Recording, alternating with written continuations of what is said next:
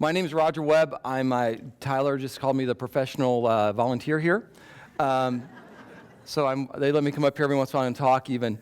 So we are just getting ready to start about Nehemiah 13. We've been in a series about Nehemiah now this is our 13th week, I believe, of it. How many? 14 weeks of Nehemiah. Woo, baby, that's a while. And so we're going to wrap it up today, and I get the joy of doing that. Now, the problem is, though, Nehemiah 12, which we did last week, would have been the perfect ending.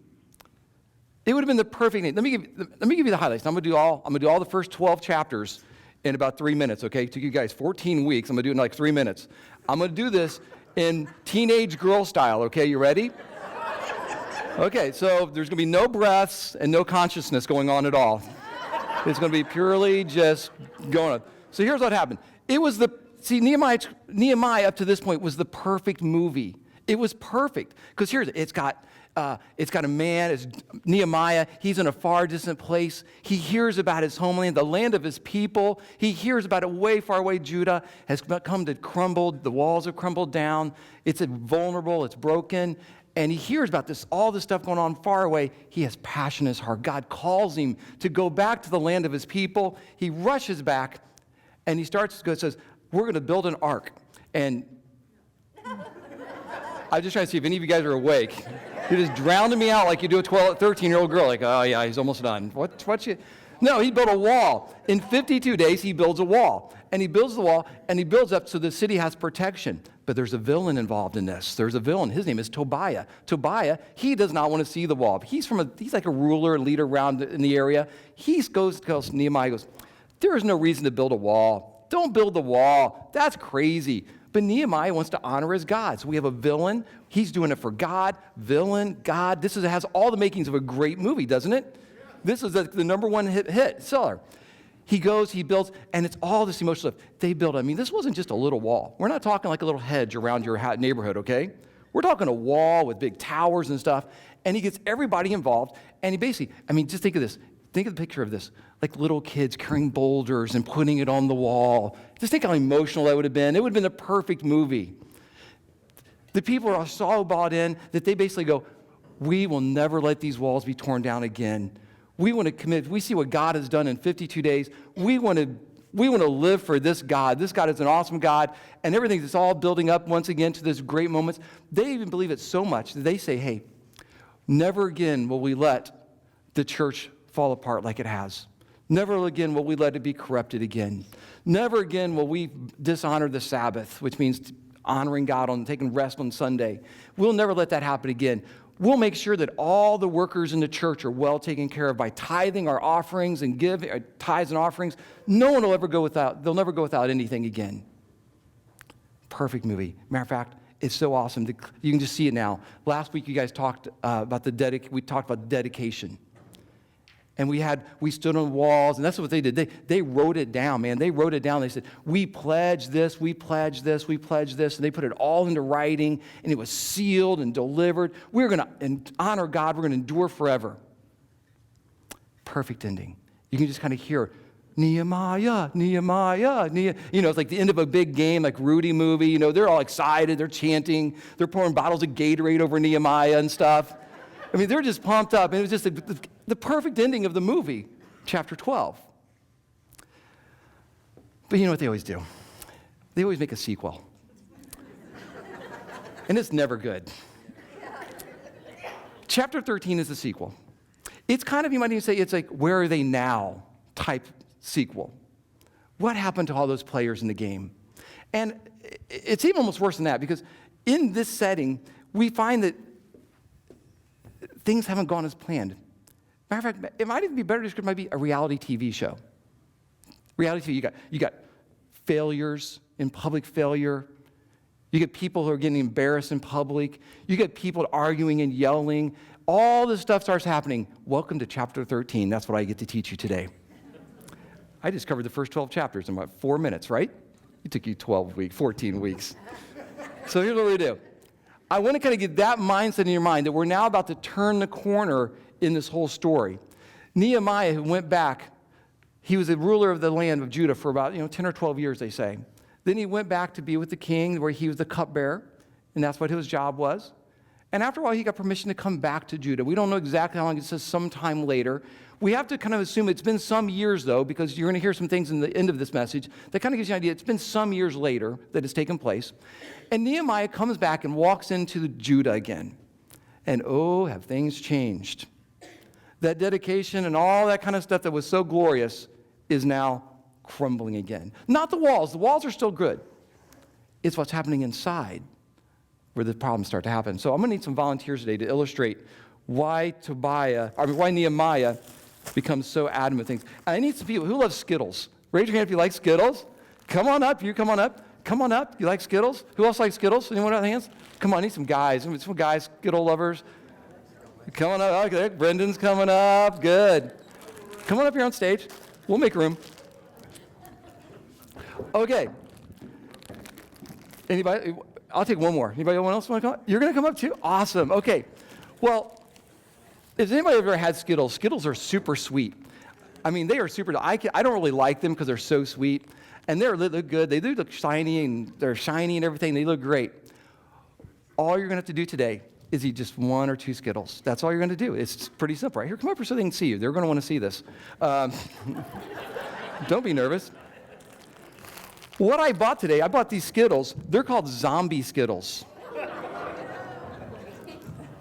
Zombie Skittles. Now, let me tell you the joy. Here, let me read you. It says, beware, a rotten zombie taste can be hiding behind any of these colors. I like this part even better. Most taste delicious, but some taste like rotten zombie. Now, I've had the rotten zombie. I've had it. Think how bad, like, you smell that skunk that's been rotting on the road for like 4 or 5 days. And you can almost taste it. And you can almost taste it when you go through and it gets stuck in your vents in your car and you're like, oh, that's sick. It's worse than that. I don't know. I'm opening the bag fresh and new. I don't know which one. There might be one of them in here. There could be hundreds of them in here. They could all be rotten zombies. We don't know. Normally, though, there's some that taste really good. Okay, you guys ready? Okay. Just one at a time I found to be better. And we want to do this. Oh, no. We want to watch, because this is like a gamble. So sometimes it's going to be really sweet tasting, or they might be, oh, wait, hold on, I almost forgot. I got water bottles ready for you guys, because I'm telling you, if you get the rotten one, well, let's put them right here. You'll know if you need it, I promise you. Okay, go ahead. Just one. Go ahead, chew it. Good or bad? Yes. Oh. See how everything's changed now? We're never like, oh, yeah, give me Skittles. Now it's like, there's one rotten one. You're like, oh, do I really want to do this? Okay, your turn. I'm good. You're good? Oh, okay.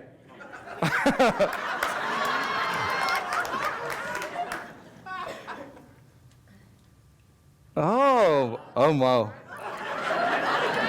Come on. Can I trade? No. Come on. Oh, that's good. Okay. Come on. Let's go again. Okay. It's the same color. I need a recount. Oh, it doesn't matter what color they are. Okay. You'll know. I'm good. Oh, my goodness. This is going to take forever.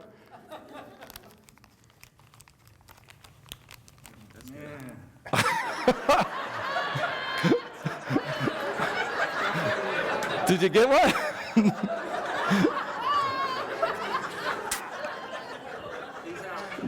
You guys want to keep going? Are you? You want to take a gambling? Oh, yes, this is fun. Here, I got more. I got a whole bag. We can pass them out after service. No. Okay, let's go again. We'll do one more round. Oh. That's orange. Oh.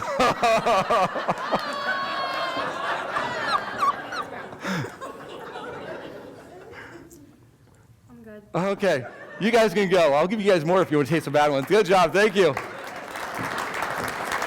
I have plenty for you guys later.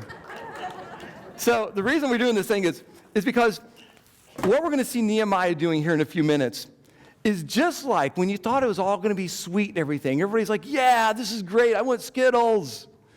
But when I told you there's one that's going to be a zombie, and it's going to be rotten, it basically infects and impacts your entire look of things. And let me just bring this into our spiritual realm. I don't know how you go from zombies to spiritual, but let's look at the definition of zombie. Let's look here. Zombie, a person who is or appears lifeless, apathetic, or completely unresponsive to their surroundings. Just leave that up there for me. What happens is, in the Christian world, there's some zombies out there. And they're Christian zombies. Or there's just people that are zombies walking around that aren't Christians, and they're just trying to infect you. Have you guys all seen the good Dawn of the Dead, Return of the Dead? I mean, you can't kill them. They're zombies. They just keep coming back. And so they're out there. And what we're going to see in this passage and what we're going to talk about today is Nehemiah understanding that just like that one idea that there's a zombie in the mix of the sweet Skittles, it changes everything. It changes. You see how reluctant people were to do anything? Like, "Ugh!" And you see the look on their faces when they got the bad one. It's like, ooh, their faces cringe. And see, when people run around and you run into a zombie, and if we go spiritually, a zombie Christian, it can leave a real bad taste in your mouth. It can make you not want to go there. Some of your friends don't go to church not because they don't believe there might be a God, but they don't want to be around you, a bunch of zombie Christians. That's true. It's true. And that's what we're talking about this day. So Nehemiah understood this concept. And so as we go through the next 3 or 4 points, I want you to understand this is Nehemiah's mentality. That if just one zombie gets into the mix, it destroys everything. It impacts everything. It changes the whole outlook of the kingdom of God to those people. So here we go. So we're going to look at this in a way of this. Now, Nehemiah was a very straightforward guy. And you're going to see a word that's going to be very consistent throughout everything we do today. And I want you to, when you see what it is, I want you to you can yell it out and say, oh, there's that word he keeps telling me about. Okay, here we go. Let's look at the first problem. The first problem is the temple became infected. Now, remember when I was going through the long list of things, I said Tobiah was this guy. He was the villain in the story. He was the naysayer. He was the guy saying, man, Nehemiah, you don't need to finish that wall. Don't do it. Come and hang out with us. He was a distractor.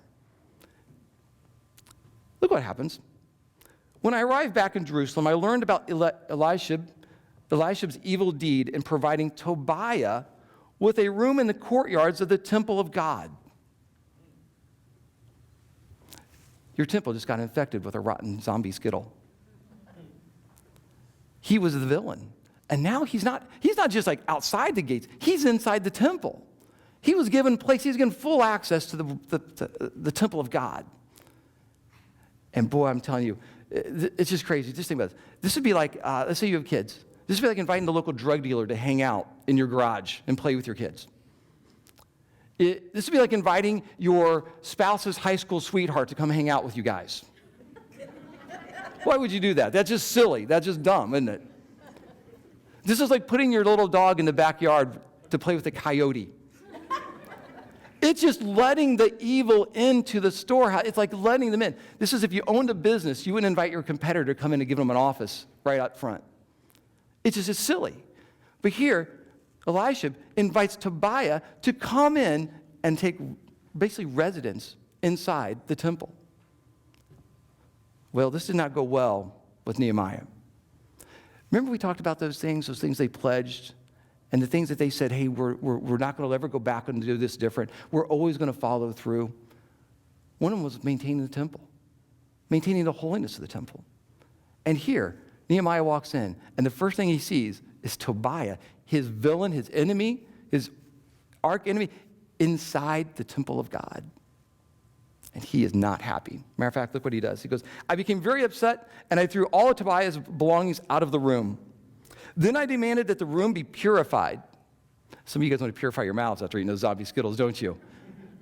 You want to drink water. You want to do whatever you can to flush that out. Nehemiah understands. He wants that place cleaned. He wants any kind of the filth of that person removed from it.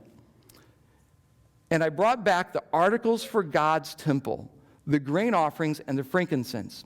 See, the room that they gave Tobiah was a room where all the tithes and offerings and stuff were supposed to be stored so they then could be given out, be used for the God's kingdom. They could be given to the workers, the Levites, and the musicians, and the priests in the church. All that was supposed to be stored in this room. But here's a problem. If we're to have got to this point, that room must have been empty. Or they took the very things of God and moved them out of there to make room for Tobiah. And if you think spiritually, this is the first kind of warning sign for those of us that when we're starting to get off track, you should start looking at maybe what are you missing? So, because normally what happens? Normally our relationship with God starts going down. We're not doing the things we used to do. We were on some emotional high. We were signing crosses. We were giving. We went to a camp. We went on a mission trip. We were really sky high on things. And then we just kind of got back into things, and we left an empty room to move Tobiah's stuff into. It's not usually, if the room's full, there's usually not enough room to move. I'm not going to move out all this stuff to move Tobiah in, but when the room's empty, it's easy for Tobiah to move his stuff in.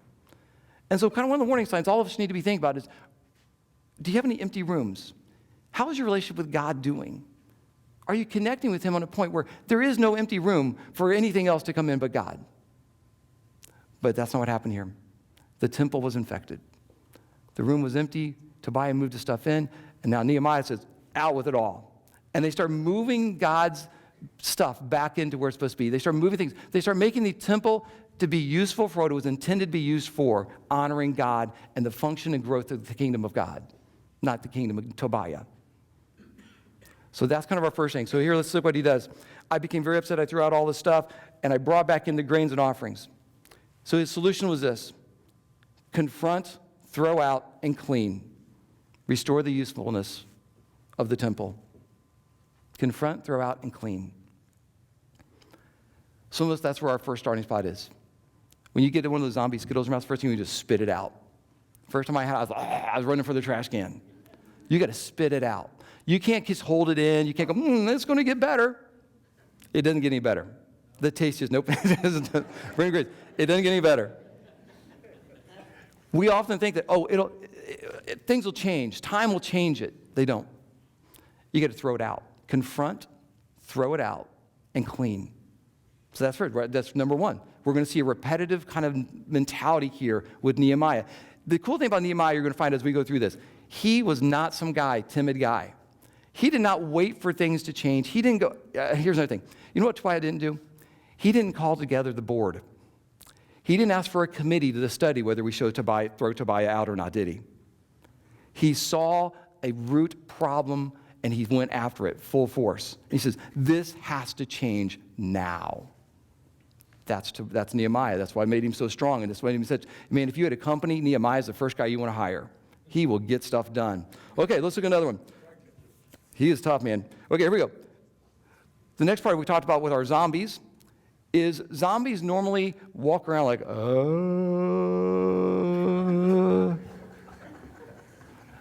and they're not real time. You know, you'll see that if you ever watch the movies, they're really graphic. They like shoot one and he goes, and he just kind of wanders around. They're not very responsive to their surroundings. They don't really care. They don't really know what's going on. They're just kind of walking around like zombies until they smell brains or flesh, and then they really go after that, so be careful. I have no problem because I haven't either. Okay, so listen, here's the next thing Nehemiah runs into. He goes, problem number 2, let's put this up here next, unresponsive surrounding needs. And that's usually the next sign when you find a church or a temple or the family of God, when we start knowing that we're starting to get infected and there's a problem, is we become disconnected to our surroundings.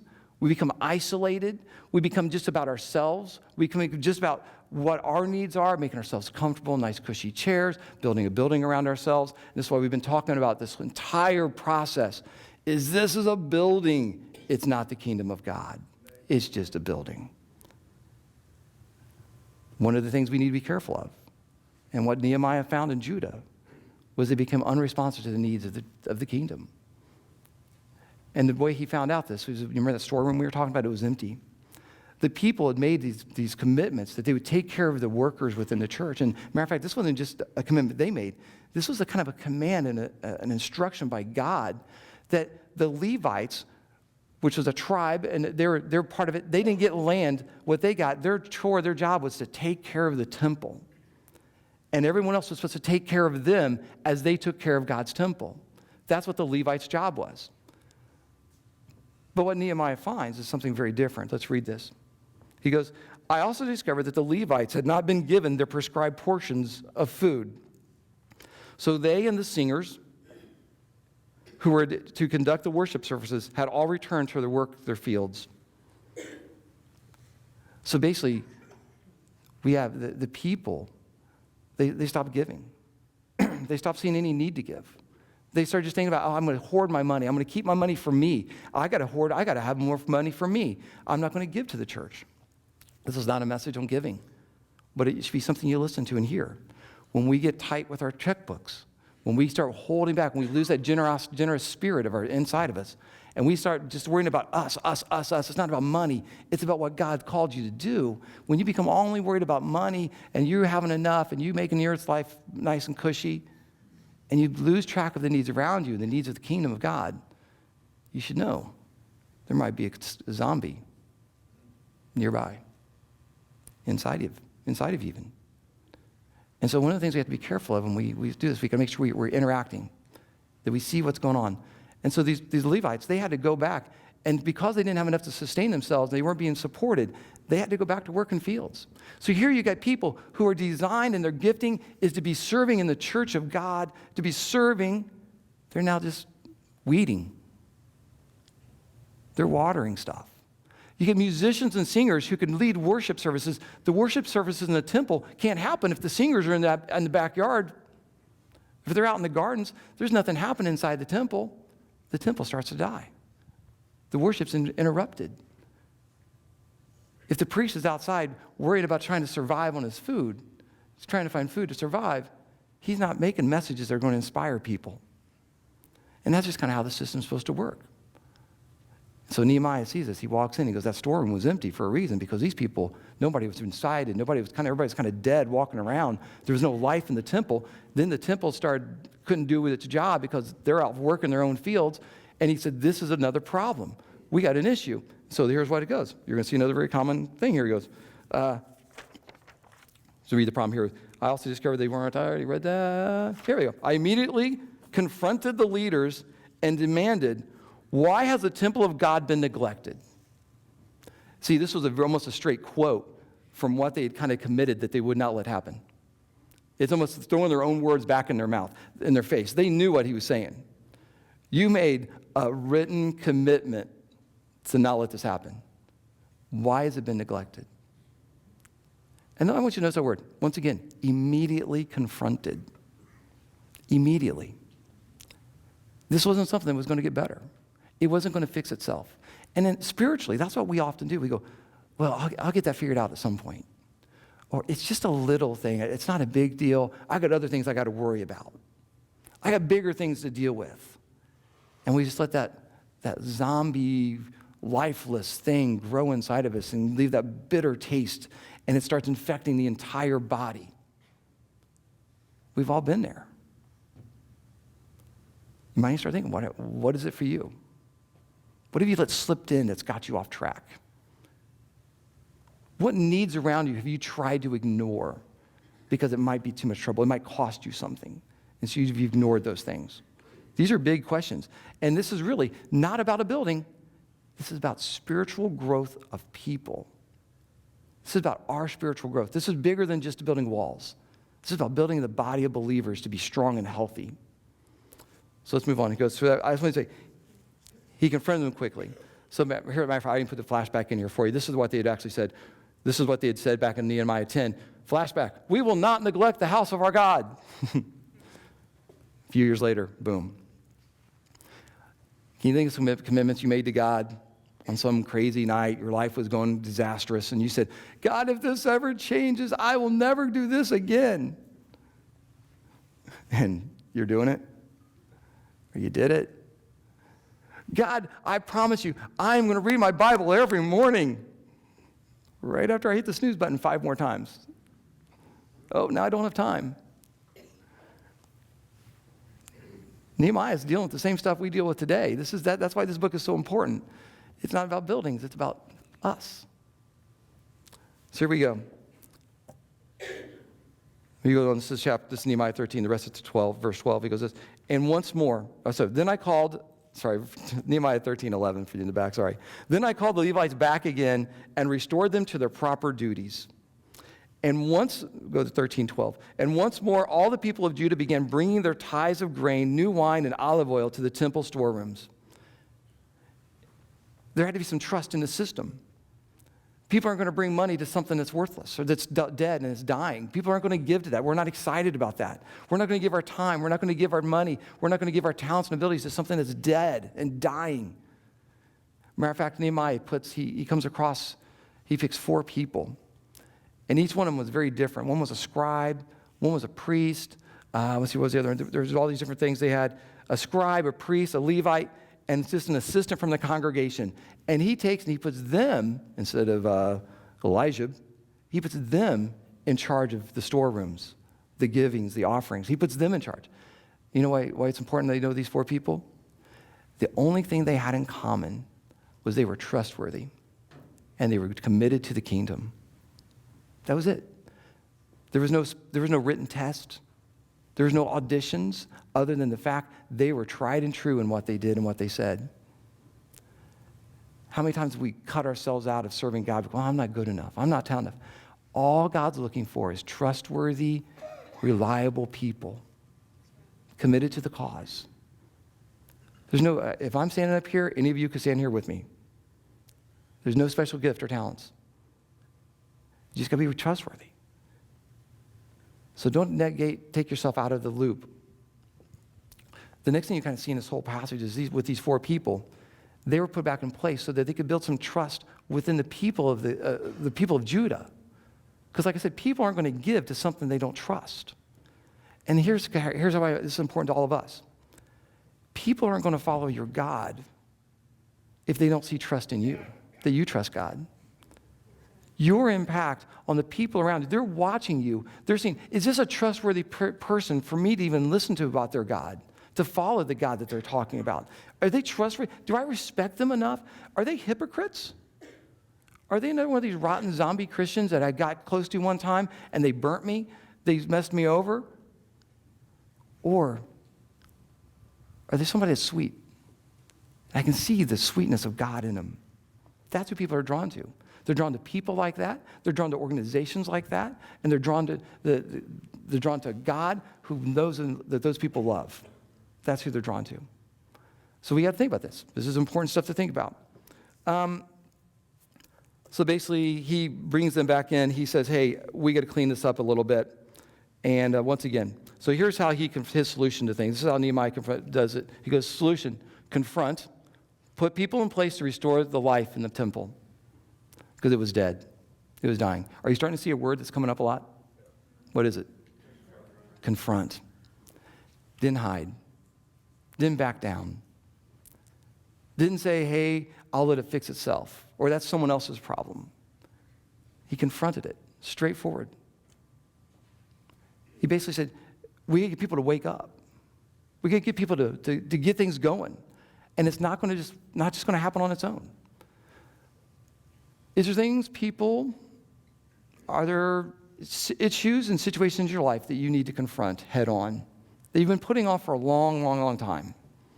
And if you were honest, it's infected you. Let's move on to the next thing that Nehemiah runs into. Here, let me put some questions up here on the board for you, just some things to think about. Am I trustworthy enough to be used by God? Didn't say talented enough. Are you trustworthy enough? What can I do today to serve God and others using my gifts, talents, and generosity? This is how you come back to life. If you've been kind of numb to God, you come every week, but you be honest, it's just kind of like, I'm sitting here, waiting until I got to get done talking, so I get lunch. Then you got to worry about this. You got to think about this. Okay, let's move on a little bit. Problem number 3 in my book here is this: apathetic to the dangers of disobedience. Now, this is a tough one. Anybody tell me what the 4th commandment is? Ooh, Bible test. Anybody go to? Has something to do with the day of the week it is. It says this. It says, payday. That's Friday. That's good. Payday. I guess it is for you. It is kind of, isn't it, for you? As a pastor, I guess it is your payday. I see this as your evaluation day. There'll be a board meeting next week, I think. Okay. Letting me on stage, you should know better. They became apathetic to the danger of disobedience. You see, when I said one of those commandments they'd made, and this is one of the 10 commandments, is to respect and honor the Sabbath, to take a day off and rest. And you know what? Nehemiah walks in on a mess. Look what he walks into. Then I commanded, oh gosh, I got lost in my notes. Where's that? There it is. So I'm just going to tell you this right here on this part. He basically walks in and he finds the people working, selling, everything on the Sabbath. All the things. Now, this was much more harsh than this day. This is the old covenant. This was a day that you're not supposed to do anything. You weren't supposed to work. Your animals weren't supposed to work. People from out, your servants weren't supposed to work. It was a day to rest. And that was what's supposed to happen. Nehemiah walks into the temple, and he sees the temple and the walls. He sees people inside selling, working, doing all this stuff like it was any other day of the week. No honor to God, no honor to the Sabbath, no honor to the 10 Commandments, the laws that God put in place, being blatantly disobedient to what God said. In fact, not only were they being bad, there's other people from out of town coming in and doing the same thing.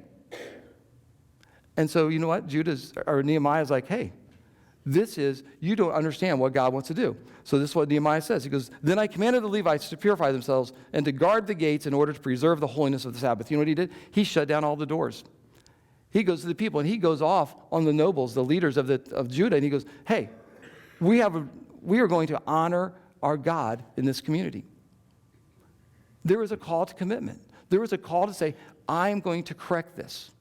And he closes the gates, he closes the walls, and he tells the people that are outside that keep trying to come up and tempt him and say, oh, come on, we just got some stuff for you. Hey, it's Sunday. He goes, hey, you come back here again, I'm going to arrest you. Get away from our gates.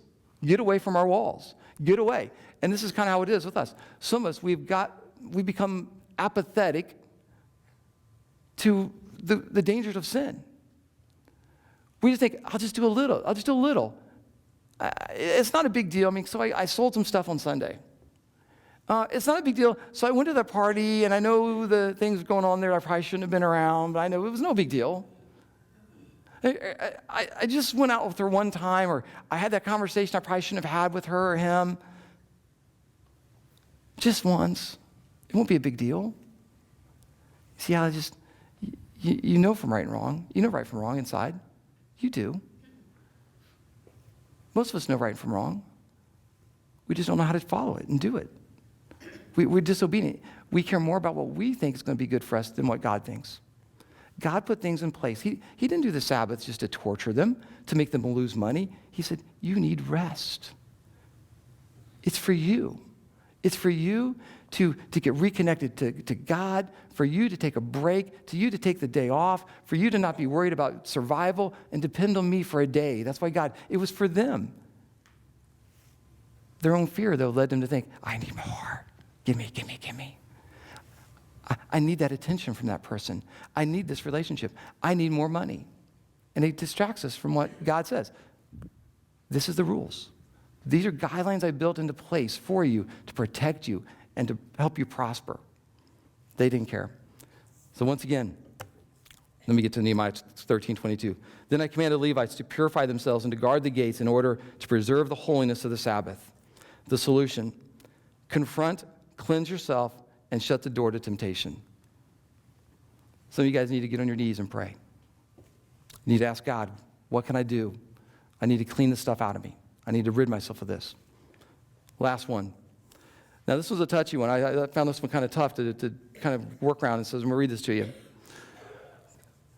We were talking the temple now. Now we're talking the next problem we ran into is infected. The people were infected.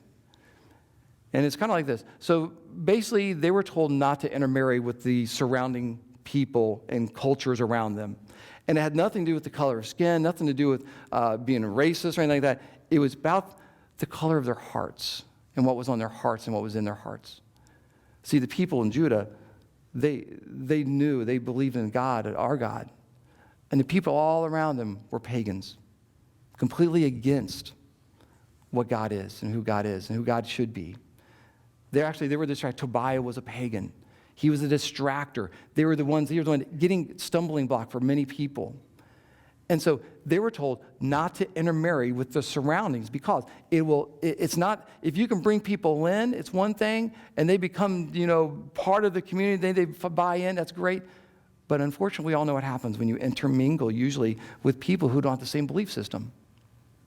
Usually they water you down. They pull you outside. And so here's what Nehemiah runs into. He goes, half of their children spoke the language of Ashad or the language of one of the other peoples and did not know how to speak the language of Judah. The kids were impacted. It got so watered down that the next generation had little to do with Judah. They didn't know how to speak the language. They didn't know how to read the scriptures. They didn't know how to hear the scriptures. And so basically, this infiltration, now this infection, not as just the temple, but now it's the people. If we take this in the New Testament, guess who the temple is? Is it a building? It's you. You're the temple of God. And what Nehemiah knows is this: if you start letting things and you start bonding and connecting with people in a way that you're bonded. We're not just talking you're friends with, we're not talking you're trying to reach out to them, but we're talking you intermarry, you mingle to a point, you date, you get yourself in business relationships with people who aren't of the same belief system. It's going to not go well. They're going to probably pull you away before you pull them in. And this is tough, and we see ourselves do it all the time. You hang out with people who you know are trouble. Why? Why are you drawn to them? You got to check. We got to figure that out. Nehemiah basically understands this. He goes, once again, 13:25 says, so I confronted them and I called that, oh, you're going to love this part. I love this part. Wait till you hear this. If you have a beard, you're going to love this. So I confronted them and called down curses on them. I beat some of them and pulled out their hair. And another one says their beards. Everybody just tug on the person next to you who has a beard. Just tug on that thing. Exactly. I think I'd get beat up. Nehemiah had some guts, man. I can imagine going to tug on somebody and pull their hair out. He understood the gravity of the situation, that if you intermingle with things that are not of God, you are going to find yourself being polluted like that rotten zombie. You're going to find yourself being a bad taste in someone's mouth. You're going to find yourself being a discouragement instead of an encouragement to people to draw closer to God. It just happens. How many times have you heard somebody tell you, I heard this when I was 13 years old. I got caught doing something stupid. The youth pastor in charge of the camp, because I was so stupid, I did it at church camp. So that's how dumb I was. I was snuck out with some girls, and we were out down by Sickaway. I come back in the place. I get caught as I'm coming in. We're trying to hide because we're like 45 minutes after curfew. Everybody else is in bed. We think we get away with it. We come in. Lights turn on. All the counselors are standing in the room. Busted, dead on. Not a thing we could do. We think they're going to call my parents and send me home. My mom worked for the organization. It was a Christian organization. My mom worked for them. They take us up, and they got us cookies and a Coke. And they showed us grace. And I'll never remember Paul Gerhardt telling me this. He goes, Roger, you're a good kid, but your friends are leading you astray. Dead on. Dead on. If you connect yourself to people who are still going another direction than what God wants you to go, you better be careful. You better know that you're probably going to get led astray before you lead them in.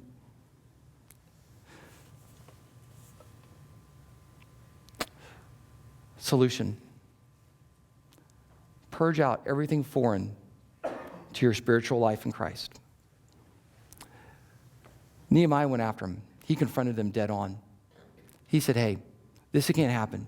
We can't be doing this. We can't intermingle God with other faiths and other religions.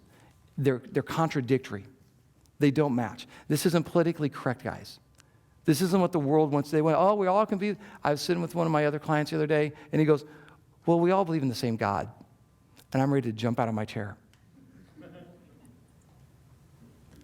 We don't. The one true God. And it's not to be intermixed with all the others. And sometimes it's not other gods. It's things in your life you've intermixed in. You've intermixed your sports in with your God has become your God. You've intermixed how much you drink has become your God. You've intermixed your relationships with people maybe outside of your marriage with your God. These are all things that are us intermarrying, mixing in, becoming attached to things that are not of God. And God says this, he goes, you need to purge it. You got to purge it. And purge it. I tell you what, my son, we had chili about last week, and he purged that chili all over our bed. It is not a pretty sight, I'm telling you. And sometimes this purging is the same way. It has to get everything out, and I guarantee I saw every bit of chili that he ate. Okay, I got to confess. If Jen's going to listen, she's going to go, I actually slept through the whole thing. Jen cleaned it all up. It was a great night. I usually get stuck with vomit, but she got it this night, so I chewed it. But he purged everything from his guts, and it's nasty, it's gross, and it's vile. It's all that kind of stuff. But it's necessary because once he did it, I feel better. You know how you seen your kids do that? They blah, and then, oh, I feel better now. We're to purge it from the guts of us. We're supposed to get anything else that's not consistent with what God wants for us. We're to get it out of our lives. We're to put it in its place. We're to confront it. We're to restore the temple of God, us, into a position to be used by God. He's just calling us to be trustworthy and be usable. Our call today is this. Are you a zombie Christian? I can't answer that for you. Have you become numb? Have you become apathetic? Have you become lifeless have you lost contact with the needs around you? If you have, it's time to confront it and purge it. Confront it and purge it. Get all those things out of your life. And it's probably going to take a time. It's not going to be in a week. It's not going to be 1 month. It's going to take time. It's going to be time with somebody that's accountable, that will hold you accountable. It's going to take time with people who know or more have wisdom. It's going to take the biggest thing it's going to take, and this is going to be the hardest part, is humility to admit it, to confront it. So my call today is this. Don't wait. Confront it. Nehemiah says, I'm going to do it immediately. He didn't take a board. He didn't take a vote. He didn't say, I'm going to sleep on it. It was done then. Confront it. Let me just close this word of prayer.